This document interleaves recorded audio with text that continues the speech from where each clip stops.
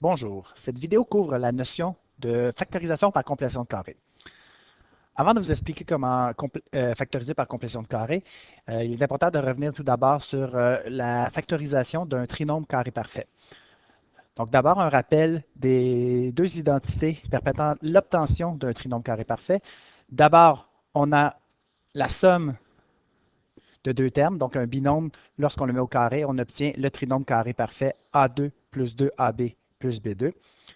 De même, si nous avons une différence de termes, donc un binôme avec une soustraction à l'intérieur, et qu'on l'élève au carré, nous obtenons un nouveau un nouveau trinôme carré parfait. Toutefois, la seule différence est au niveau du signe du deuxième terme. Donc, si on y va avec quelques exemples où on commence par développer un binôme au carré. Donc, on a en A ici le binôme x plus 5 qu'on élève au carré. Lorsqu'on l'élève, on obtient x fois x à la 2, x fois 5, 5x, x fois 5, à nouveau 5x, si on les additionne, on obtient 10x, et 5 fois 5, donc plus 25. Donc, on obtient le trinôme carré parfait, x2 plus 10x plus 25. Donc, il est important, au stade où vous êtes rendu, de pouvoir obtenir directement ce trinôme-là sans le passage par la multiplication du binôme x plus 5 par lui-même. Autrement dit, si on fait le B et qu'on essaie d'obtenir le résultat directement, donc x moins 8 à la 2, donc le premier terme serait x2, le dernier terme 8 à la 2, 64, toujours positif, donc le premier et le troisième terme, et le deuxième terme est le double de x fois moins 8, autrement dit, moins 16x. Même principe si on a affaire à des opérations, des binômes avec des fractions. Donc, on a le premier terme ici qui serait x2. Le second, donc ici on a notre signe plus en raison de l'addition qu'on a ici. Donc, le second, c'est le double de x fois une demi, donc 2 fois une demi-x, donc 2 demi-x ou 1x, donc plus x, et une demi élevée au carré, donc 1 à la 2 sur 2 à la 2, c'est-à-dire un quart. Allons-y avec le procédé inverse, autrement dit la factorisation. Nous avons ici le trinôme x2 plus 18x plus 81. Donc, on peut reconnaître qu'il s'agit d'un trinôme carré parfait, puisque le premier terme est un carré et le dernier est un carré aussi. Donc, on a le carré de x ici et le carré de 9 ici. Donc, pour valider qu'il s'agit bien d'un trinôme carré parfait, donc si c'est bien le cas, on va avoir un binôme mis au carré sous sa forme factorisée avec une addition en raison du signe que vous avez ici. Donc, la vérification qu'on doit faire, c'est que la racine carrée de x2, c'est x, la racine carrée de 81, c'est 9. Donc, on valide que le terme du milieu, 18x, est bien égal à 2, le double de x fois 9. Et c'est bien le cas, 2 fois x fois 9 ou 2 fois 9 fois x, ça donne bien 18x. Donc, il s'agit bien d'un trinôme carré parfait qui, une fois factorisé, nous donne x plus 9 au carré. Alors, il est important de bien saisir que le terme constant, troisième terme, c'est le carré de 9. Et le deuxième terme, 18 ici, c'est le double de 9. Ainsi, si on veut factoriser la prochaine expression en e, x2 moins 4x plus 4. Donc, s'il s'agit d'un trinôme carré parfait, on aura affaire à un binôme au carré avec une soustraction au milieu, soit le signe du deuxième terme du trinôme. Et x moins la racine carrée de 4, autrement dit 2. Et est-ce qu'ici, on a le double de 4? Oui. Donc, ça fonctionne. Est-ce que c'est possible de factoriser un trinôme carré parfait si on n'a pas accès à toutes les informations, comme par exemple en f, où le terme constant, donc le troisième terme, n'est pas apparent?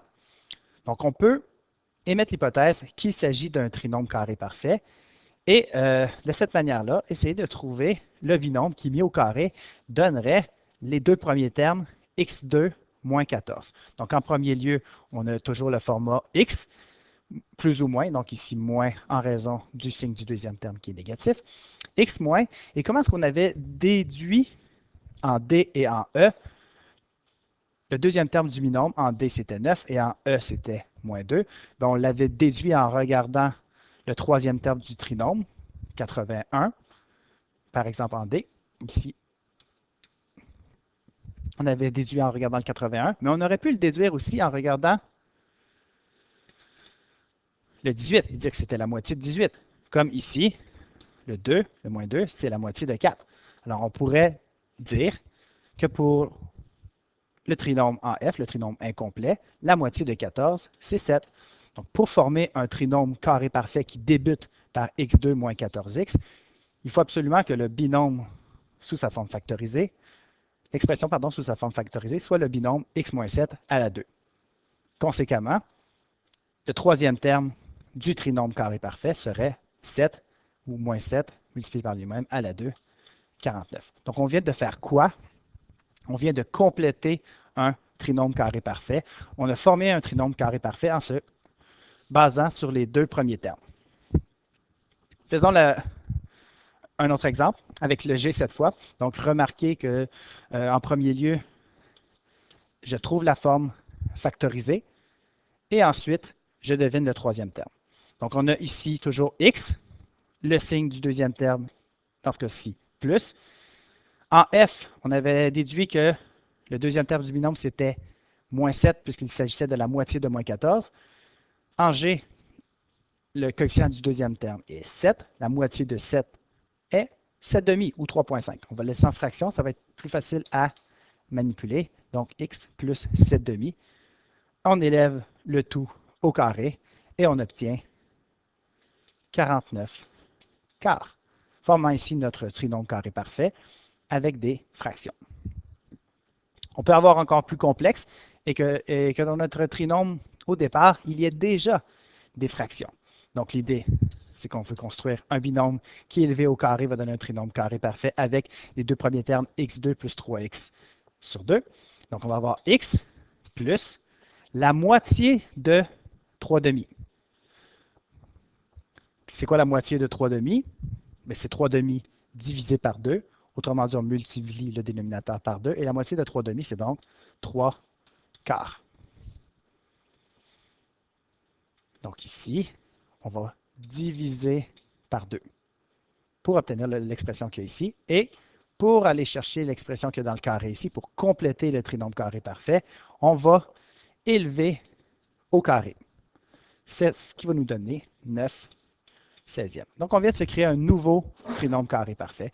Autrement dit, donc cet exercice avait pour but de vous montrer qu'à partir des deux premiers termes d'un trinôme sous la forme ax2 plus bx plus c, on pouvait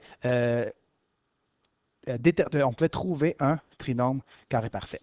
Donc, ça, c'est un préalable à l'application de la méthode de factorisation par complétion de carré. Donc, exemple, factorisons les trinômes suivants en utilisant la complétion de carré. Donc, ce qu'on a vu précédemment va nous être utile. Voici la méthode. Donc, on a le trinôme x2 plus 6x moins 91. Donc, on veut tenter de le compléter, de le factoriser par complétion de carré. Donc, l'idée, c'est qu'on reconnaît au départ qu'il ne s'agit pas d'un trinôme carré parfait en raison du terme moins 91, qui fait en sorte qu'il ne s'agit pas d'un trinôme carré parfait. Cependant, on pourrait prendre nos deux premiers termes, x2 plus 6x, tenter de trouver le terme qui ferait en sorte qu'on aurait un trinôme carré parfait. Évidemment, cette opération-là ne se fait pas gratuitement. On a toujours notre moins 91 qui traîne si on veut conserver notre égalité. Alors, si on veut rajouter un nombre, il faut aussi le soustraire. Donc, si on se fie à l'exercice précédent, donc si on veut créer un trinôme carré parfait, on peut avoir l'intuition de la prochaine étape. Autrement dit, la prochaine étape qui consisterait à factoriser le trinôme carré parfait, ici qui est incomplet. Mais on sait que le trinôme carré parfait, une fois factorisé, va donner un binôme mis au carré sous la forme x plus. Comment on trouve le deuxième terme? En se servant de ce qu'on a appris dans l'activité ici. Autrement dit, en regardant notre 6x et en divisant le coefficient par 2, 6 divisé par 2, 3.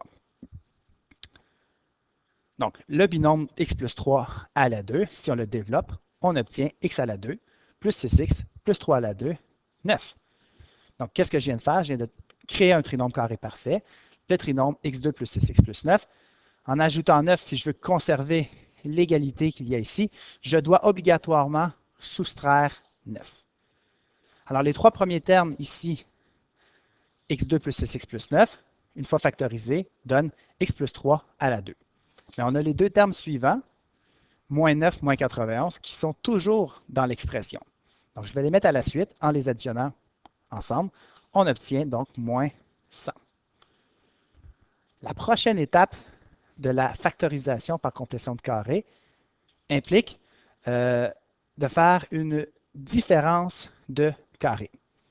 Ici, on a deux termes, x plus 3 à la 2 et 100, tous deux séparés par une soustraction. La différence de carré implique que si on a une soustraction de carré, on peut factoriser l'expression en deux facteurs différents, de signes différents, plus et moins. Allons-y avec la partie plus facile. Dans la différence de carré, le deuxième terme de chacun des facteurs est la racine ici de l'expression au carré qui est 100. Donc la racine de 100, on vient mettre 10 ici. En premier terme, j'ai la racine de x plus 3 à la 2, autrement dit uniquement x plus 3. On vient faire sauter l'exposant 2 par l'application de la racine. La dernière étape consiste à effectuer les petites opérations d'addition et ou de soustraction à l'intérieur des parenthèses. Donc, x plus 3 plus 10 donne x plus 13 et x plus 3 moins 10 donne x moins 7. Alors, on a notre forme factorisée du trinôme x2 plus 6x moins 91. On pourrait aisément le valider en effectuant le produit, autrement dit en développant l'expression.